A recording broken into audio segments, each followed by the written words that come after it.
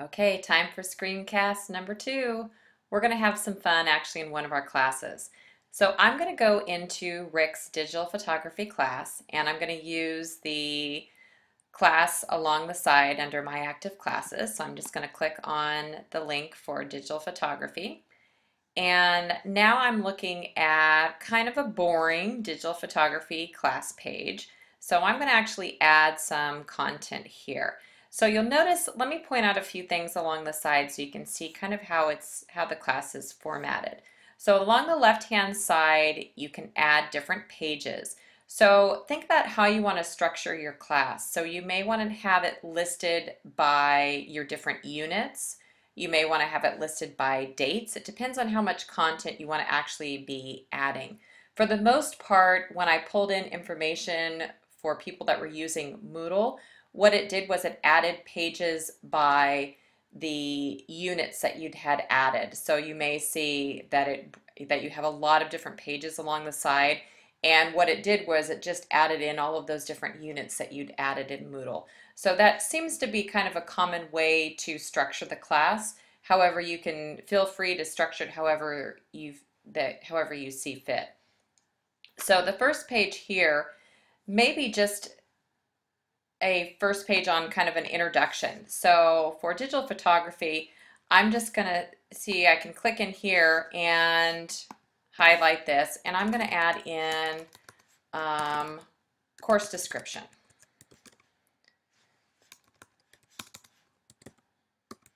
And I'm going to click Save. And then down in here, you see there's a button that says Add Content Block. So if I click on that plus button, here's where the fun starts happening. So there's a lot of different things that you can add, and what's nice is that when I hover my mouse on any of these items, it tells me what I'm doing. So I can either add just text, I can put in web links, files, images, audio, video, mini sites, Flickr, YouTube videos. So there's a lot of different things that you can add.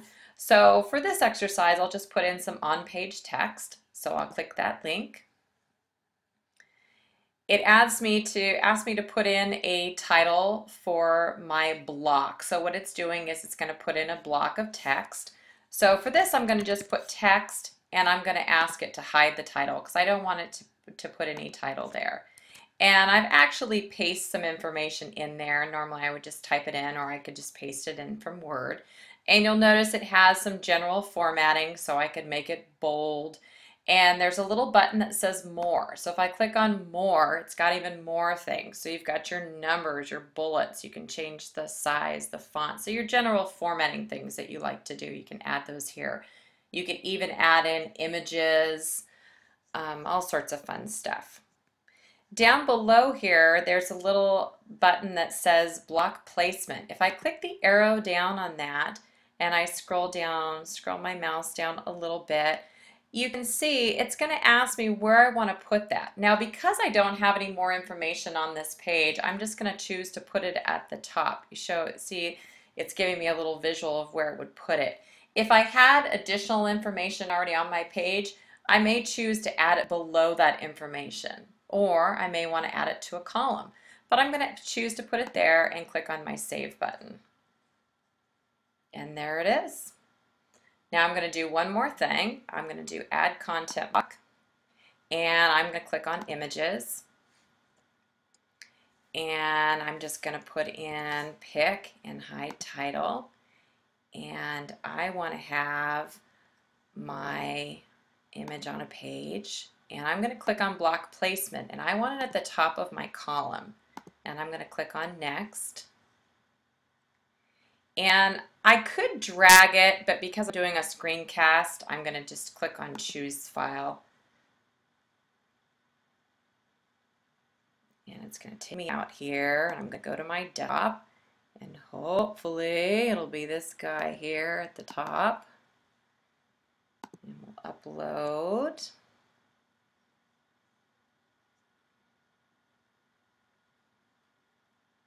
Okay, I could add in a description if I was so inclined, and I'll go ahead and click Finish, and there's my photo. So now what you can start to see developing is I'm actually creating a web page for my class, and it's pretty cool. Now, if I decided at any point, I don't really like where this is placed, all I need to do is just pick this guy up and move him over. And now it's really easy. And then I decide, no, I like it back over there. Moved it right back over. So it's really nice and easy to start creating your web page. So the content block is the area to get started in. Over on this side, here are my buttons for adding a page. So if I wanted to now click and go and add another page, I could do that. It's going to ask me what I want it to be called. So I'm going to say, let's call this one Unit 1. And I want it at the bottom of the page. If I wanted to have it be a sub-page in my course description, I could do that. It's going to give me a preview of where it's going to be placed, and then I go ahead and click Save. The button that's right next to the Add Pages button, which I'll show you in just a second, is my Organize Pages button. So as I start to get these pages lined up, if I click on the Organize Page button, you can see now I can very easily move these pages around. And I can even make it a subunit of that. So if I wanted to drop Unit 1 into my course description, I could do that. But I'm going to have it just be its own unit down below, and then I click Apply, and now they're all easily organized. So one thing that's really great about Haiku is you can do a lot of drag and drop. There's a lot of visual elements on the page to let you know, give you a pictorial view of what you're going to be doing. So have a lot of fun with it, and as we get more into it, I will definitely be doing some more in-depth tutorials, definitely on the content block, because there's a lot of neat things that you can start adding to your pages. So good luck and have fun, and we'll be doing a lot more screencasts, so stay tuned.